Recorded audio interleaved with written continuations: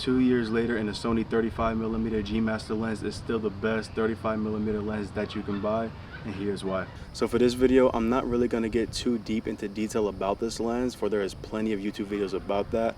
I'm just going to explain to you on why I bought it, what I use it for, if I like it, if I regret it, if I think you should buy it, etc. Now, to give you the reasons on why I even consider buying this lens, number one being the aperture ring. Now, I know for a lot of people that is not a good enough reason to spend $1,300 on a lens, but for me, it's the perfect reason to spend that much money on a lens. For the simple fact that for me, an aperture ring just makes my workflow so much more easier. Now, I know you can do it on the camera, it's not really hard to do it on the camera, but I just like the fact that it's on the lens. My first time ever using an aperture ring on the lens was with a cinema lens. It was a Mica 50mm cinema lens.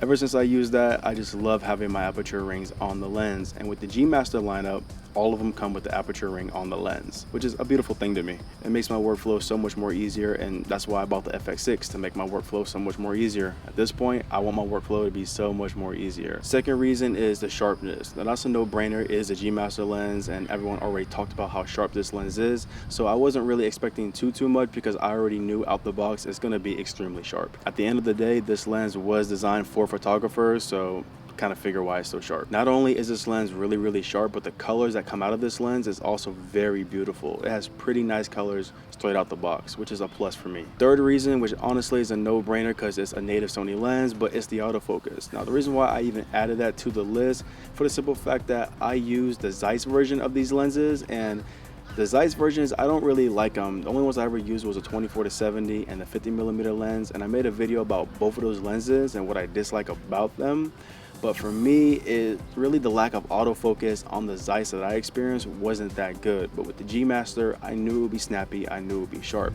So when buying a G Master lens, you really don't have to question if it's going to be good or not. Now, since we're talking about the Zeiss lineup for the Sony mount lenses, I'm not a big fan of Zeiss, for the simple fact that all the lenses that I bought, I wasn't happy with. Now, I'm not saying that the Zeiss version of the Sony mounts are bad, not at all, but the two that I experienced with, I just wasn't really willing to take that chance on buying a Zeiss 35, because that was my original plan. I want to buy the Zeiss 35 because it is cheaper than the G Master.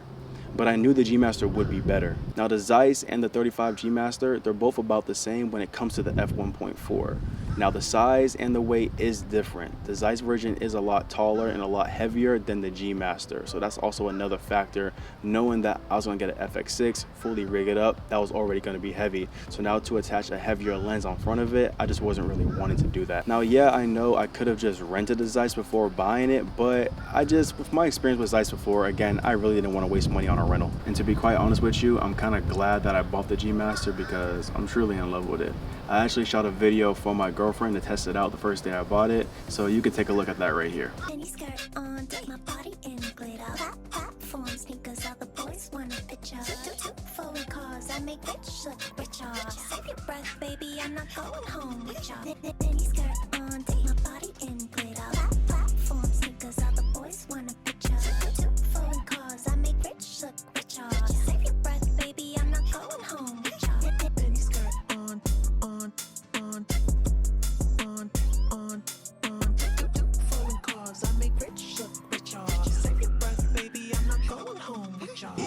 So what you think? Do you think it's a good enough lens for you?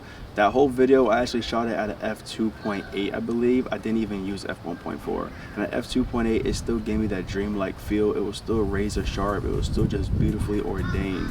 And that's why I love the 35. Now, this is actually my first 35mm lens that I ever bought. I previously only used 50, 24. I actually had a 24mm G Master that I sold to get this 35mm lens. Now, a reason why I even bought this lens, I didn't even talk about that yet. I had a 24, but I don't like wide angle lenses. I know 24 isn't crazy wide, but to me, that's still kind of wide, and you can kind of get away with wide shots with that lens. I'll never own a 16-35. I'll never own the 14mm G Master lens.